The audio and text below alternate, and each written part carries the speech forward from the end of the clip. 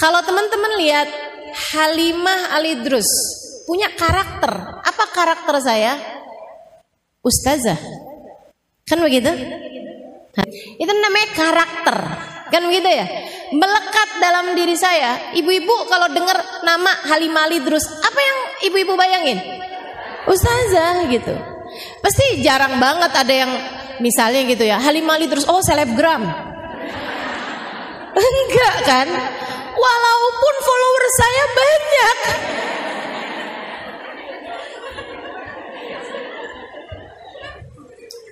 Walaupun follower saya di Instagram banyak, tapi nggak ada orang nyebut saya sebagai seorang selebgram.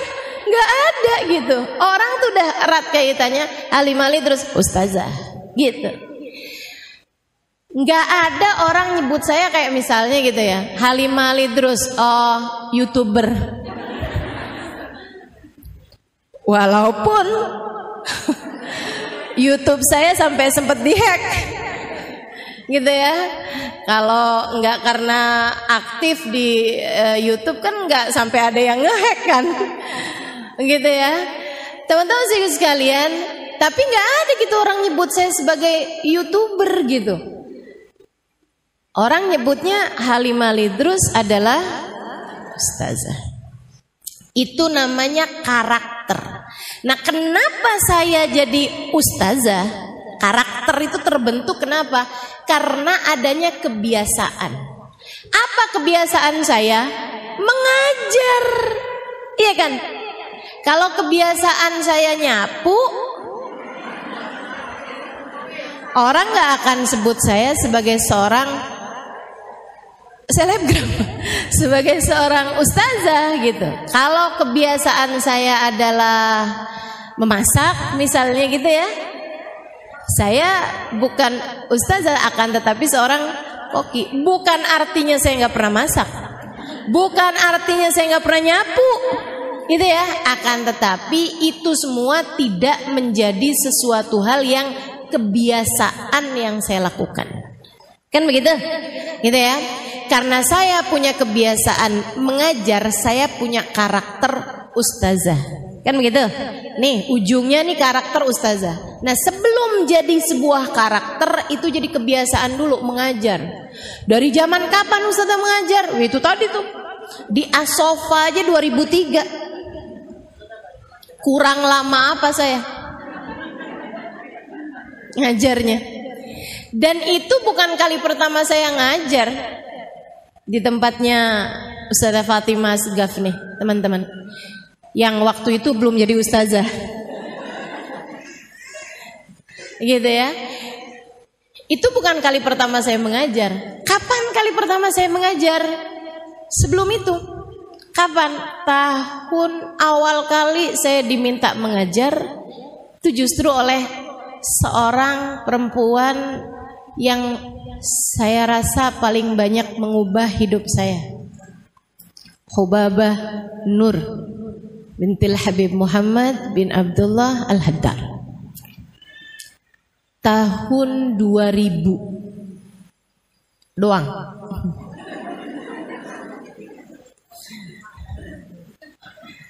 Tahun 2000 atau 1999, gak inget malahan ini ya. Iya, sekitar segitulah. Saya rasa 1999 itu kejadiannya.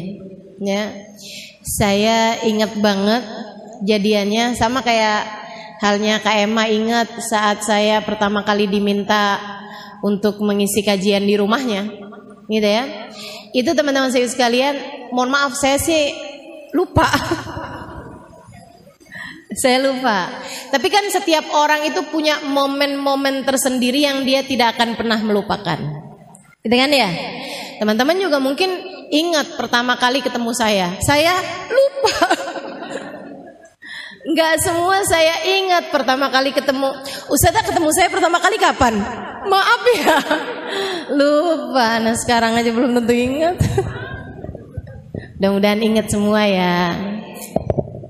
Ibu-ibu sekalian saya muliakan, saya ingat banget awal kali saya diminta mengajar. Itu pada tahun, ya itulah 1999 akhir saya rasa ya. Saya berangkat ke Tarim itu tahun 1998.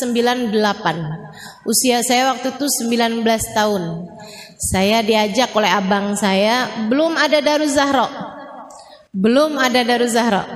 Dan saya belum kenal Habib Umar bin Hafid, Hubab Nur, belum kenal sama semuanya. Abang saya ajakin saya gitu ya untuk nemenin dia pergi ke Tarim karena dia males mondok. Dia bilang dia nggak mau mondok, dia mau pergi ke Tarim tapi nggak mau mondok. Jadi dia mau tinggalnya di luar. Nah biar dia boleh tinggalnya di luar, itu dia harus punya alasan buat jagain adeknya, adek perempuannya, gitu ya. Sebab kalau yang dia ajak adek laki-lakinya, ya kenapa nggak dua-duanya mondok aja, gitu kan? Jadi dia bawalah adeknya ini yang perempuan ini. Saya tanyain, kenapa saya mesti ke sana? Saya itu lagi seneng-senengnya mondok. Waktu itu, saya udah mondok 8 tahun di Darul Lughah wa Dakwah, hampir 5 tahun, kemudian di Al Anwar, Sarang Rembang 3 tahun, sebelumnya lagi ada sempat belajar setengah tahun di atau Hidiyah Tegal, Jawa Tengah ya. Nah, itu jadi saya udah mondok tuh udah lama gitu, udah 8 tahunan, seneng belajar. Ya, seneng belajar. Itu tadi tuh. Itu tuh ya. Namanya itu karakter, teman-teman sekalian, yang terbangun karena kebiasaan. Nah, kebiasaan ini tadi terbangun karena awal mulanya adalah tindakan memutuskan diri untuk pesantren. Gitu kan? Kemudian selama di pesantren saya punya kebiasaan belajar dan saya seneng sama kebiasaan tersebut. Lagi seneng-senengnya mondok di pondok pesantren, abang saya ajakin, udah memang mau lulusan itu ya. Dan saya juga nggak punya rencana mau pindah ke pondok mana atau mau ngapain gitu. Abang saya ajakin saya untuk belajar ke Tarim. Saya bilang, di Tarim ada apa bang? Iya sih, di Tarim tuh emang nggak ada pondok perempuan. Nah terus saya mau ngapain di sana? Saya nggak tahu juga ada apaan ya di sana ya gitu. Tapi kan kamu nanti bisa saya iniin, bisa saya rekamin kajian-kajian gitu ya. Dia bilang nanti kamu bisa dengerin gitu.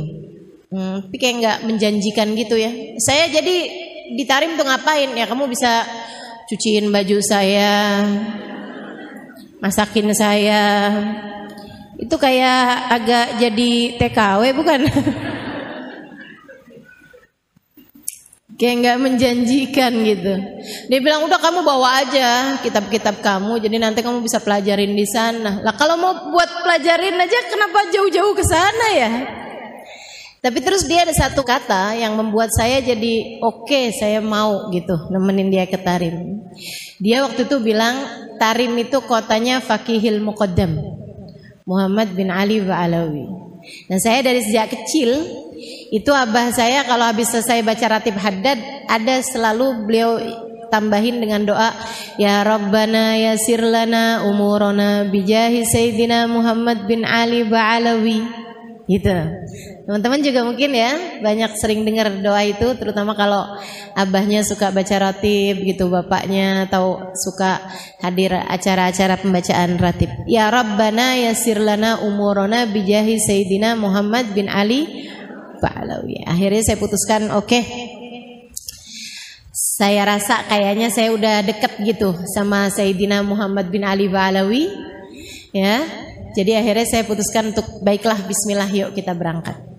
Berangkat di sana beneran ternyata belum ada pondok pesantren perempuan gitu ya. Yang ada baru madrasah Daruz Zahra. Tapi waktu awal saya ke sana itu ada 2 orang yang tinggal di dalam madrasah tersebut. Karena dia tinggal tempatnya jauh, ada 2 orang Arab tinggal di sana. Dan jadi saya itu kalau boleh dibilang tinggal pertama di Daruz Zahra itu perempuan ketiga. Perempuan ketiga yang tinggal di Daruz Zahra ya. Dan juga perempuan pertama yang dari Asia yang tinggal di pondok pesantren Daruz Zahra. Bukan yang datang ke Tarim untuk belajar. Kalau yang datang ke Tarim untuk belajar Ustazah Amirah duluan dari saya. Ustazah Amirah tuh di Tarim sebelum ada Daruz Zahra tuh.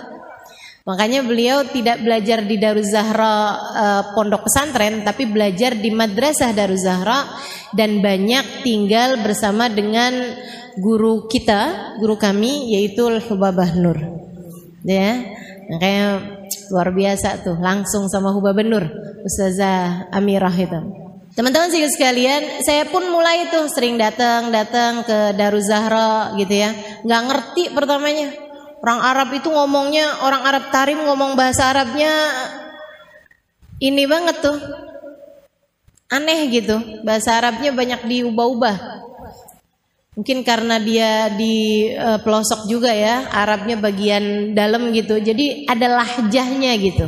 Kalau kayak di Indonesia nih kayak orang Madura gitu, atau kayak orang mana gitu yang bahasa Indonesianya pun dirubah-rubah gitu kan, logatnya apa semuanya jadi berubah gitu ya. Kayak orang Betawi deh, orang Betawi kan bahasa Indonesianya juga orang bule gitu ya, yang masih belajar bahasa Indonesia aku kamu bingung, dengerin orang Betawi ngomong kok nggak ada aku kamunya, nggak ada sama sekali gitu ya kita ya kalau ngomong orang Betawi sini. Gitu. Jadi mereka tuh aneh banget gitu. Bahkan bahasa isyarat aja beda loh orang Tarim itu. Masya Allah. Mereka tuh kalau bilang iya gini. Kalau bilang enggak, ya ampun, aneh banget gak sih? Masya Allah.